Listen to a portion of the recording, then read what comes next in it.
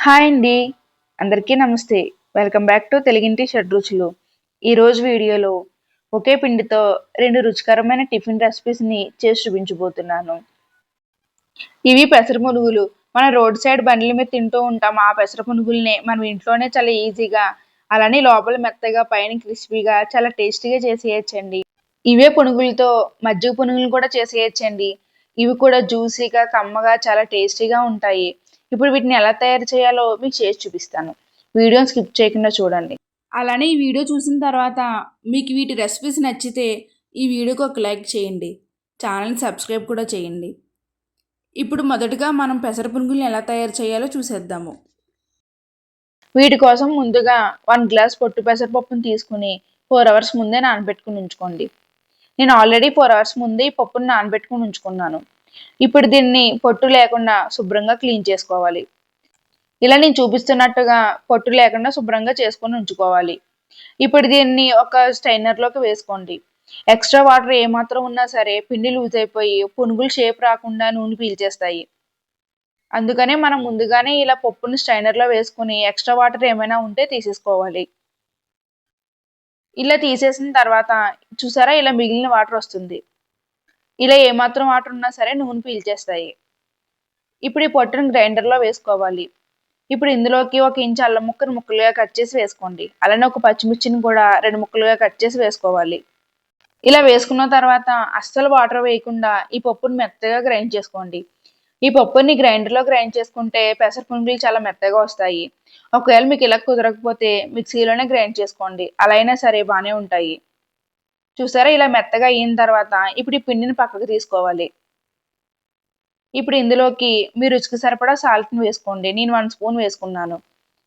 అలానే half spoon జీలకర్ర కూడా వేసుకోవాలి. నెక్స్ట్ 2 స్పూన్స్ బియ్యం పిండిని వేసుకోండి. ఇలా బియ్యం పిండిని వేయడం వల్ల ఆయిల్ పీల్చకుండా పునుగులు ఎక్స్ట్రా క్రిస్పీగా వస్తాయి. చాలా టేస్టీగా కూడా ఉంటాయి. ఇలా వేసుకుని పిండి అంతా ఒకసారి బాగా మిక్స్ చేసుకోవాలి. ఇలా మిక్స్ చేసుకున్న తర్వాత కొంచెం పిండిని తీసుకుని ఇలా పునుగుగా వేసుకొని చూసుకోండి. ఇలాంటప్పుడు పిండి ఏమైనా లూజ్‌గా అనిపిస్తే ఇంకో 2 స్పూన్స్ బియ్యం పిండిని వేసుకోండి సరిపోతుంది. ఇప్పుడు స్టవ్ ఆన్ చేసుకొని ఒక పాన్ పెట్టుకొని డీప్ ఫ్రైకి సరిపడా ఆయిల్ వేసుకోండి. ఈ ఆయిల్ హీట్ అయిన తర్వాత నేను ముందుగానే చూపించినట్టు కొంచెం పిండిని తీసుకొని ఇలా పునుగులుగా వేసుకోవాలి. వీటిని మీకు నచ్చిన సైజులో వేసుకోవచ్చు. అలానే ఇలా పునుగులు వేసేటప్పుడు మంటను మీడియం ఫ్లేమ్‌లో పెట్టుకొని మాత్రమే వేసుకోండి. హై ఫ్లేమ్‌లో పెట్టుకొని వేసుకుంటే పునుగులు వెంటనే మాడిపోతాయి. అలానే ఆయిల్ కూడా పీల్చేస్తాయి.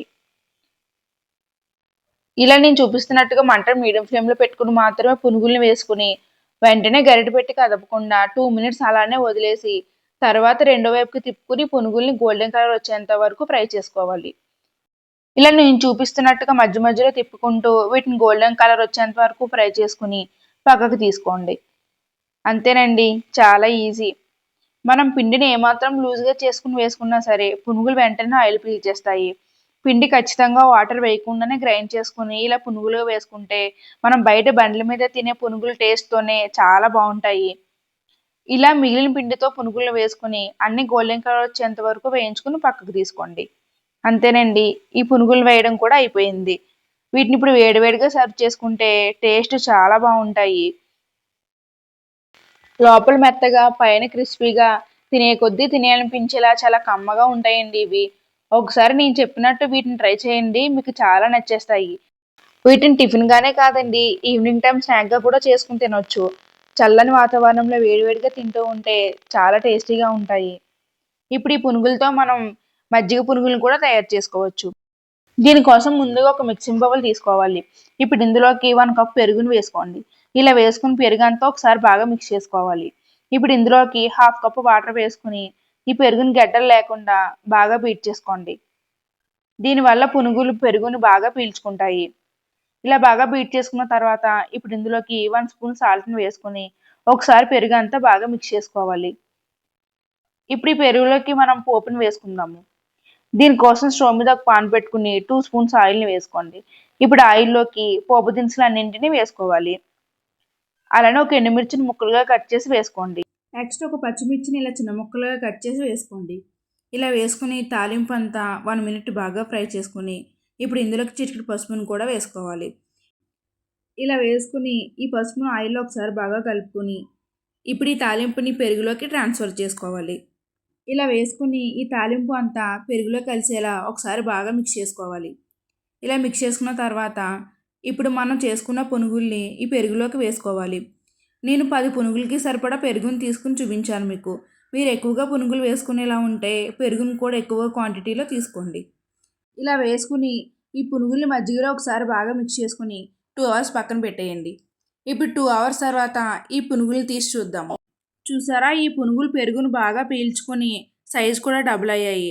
అలానే మనం తింటూ ఉంటే జ్యూసీగా నోట్లో కరిగిపోతూ చాలా టేస్టీగా కమ్మగా కూడా ఉంటాయి. ఏదైనా టూర్స్కి ట్రిప్స్కి వెళ్ళేటప్పుడు వీటిని చేసుకుని తీసుకెళ్లారంటే 2-3 డేస్ హ్యాపీగా తినేయచ్చండి. అలానే చాలా టేస్టీగా కూడా ఉంటాయి. రెగ్యులర్గా తినే టిఫిన్స్ బోర్ కొట్టినప్పుడు ఒకసారి ఇలా ట్రై చేయండి. ఒక పిండిని రుబ్బుకుంటే 2 రకాల టేస్టీ టిఫిన్స్ రెడీ చేసుకోవచ్చు. అలానే స్నాక్స్గా కూడా తినేయచ్చు కూడాని. ఇప్పుడు వీటిని బౌల్లోకి సర్వ్ చేసుకుందాము. ఈ పెసర పునుగులతో మజ్జిగ పునుగులే కాదండి, కర్రీని కూడా తయారు చేసుకోవచ్చు. అది కూడా చాలా టేస్టీగా ఉంటుంది. మీకు ఆ రెసిపీని కూడా నేను త్వరలోనే పోస్ట్ చేస్తాను. ఇప్పుడు మీకు వీటి రెసిపీస్ నచ్చితే ఈ వీడియోకి ఒక లైక్ చేయండి. అలానే మీరు కూడా ఇంట్లో ట్రై చేసి ఎలా కుదిరిందనేది నాకు కామెంట్ బాక్స్లో చెప్పండి. నేను చేసే స్పెషల్ రెసిపీస్ అన్నీ మీకు నోటిఫికేషన్గా రావాలంటే తెలుగింటి షడ్రుచులు ఛానల్ని సబ్స్క్రైబ్ చేయండి. Thank you for watching.